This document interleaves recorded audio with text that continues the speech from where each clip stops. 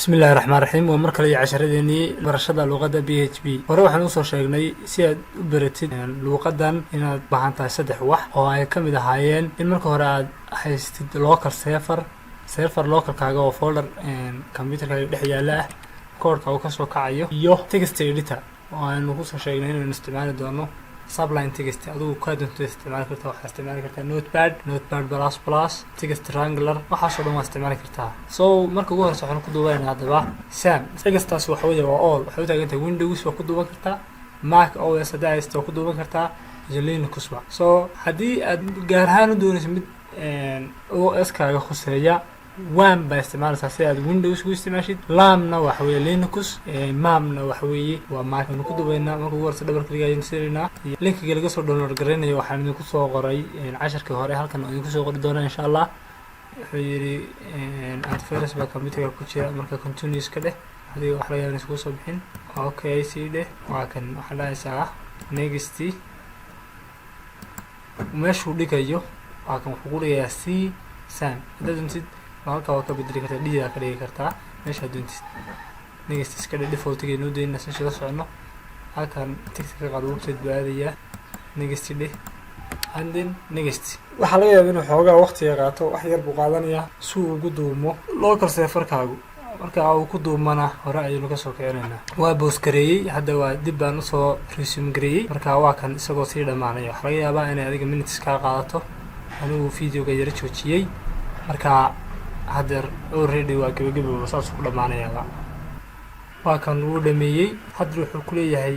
مو حربتين إنه كانت ربان كيس ماشي لقى معملية تكنو تكتوك قاعد كرتا هذا جنتنا وحدي كرتا فينش أنت تكتسرت أقدر واحد تكتاي نص على إنك وصاك عاية هكذا هو ماشي هتكشف كعيني سيد أباتشي كان لا شقينية PHP ده كان هو ما يسكوي أبكي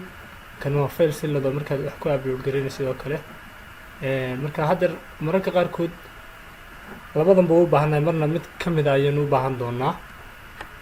marka doonaysid inaad PHP kaliya aad tijaabisid oo aadan database-ka MySQL ka aadin halkan aad daaraysaa hadii kalena kan hadaad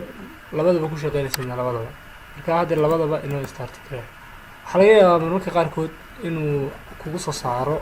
kan oo kale wuxuu dhahayaa firewall bahaysta marka waxa la isoo ogolow computer-kaaga antivirus-ka ku jira ama diidi kara marka qaar kood waxa ku dhici karta cilad ah in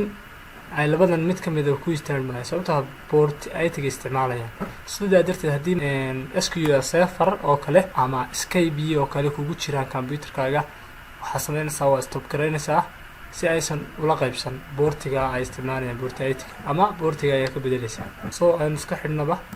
cancel folder ku dhigaya hadda waxa tagaysaa inagu waxa inoo dhigay local disk-geena waa kan local disk /sam baynu ku dhufanaynaa htdocs baynu ku dhufanaynaa halkan weeye meesha faylashaada oo dhan ka soo kacayaan halkan folder ka soo meesanaa server-keena folder adho PHP 10 folder kan hada wax fayl kuma dhex jiraan hadii aad isticmaalaysid wam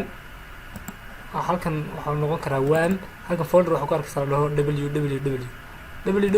ma ku dhufatid ayaa folderka ka dhex samaysanaysaa dhaho PHP 10 si aanu isla socono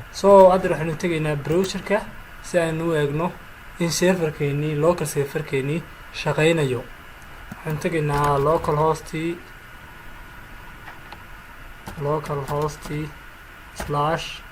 localhost hadaynu tagno wuxuu ku geynayaa serverkii luqadaada aad dooranaysaa marka aad adigu ku hadashid ama aad fahantid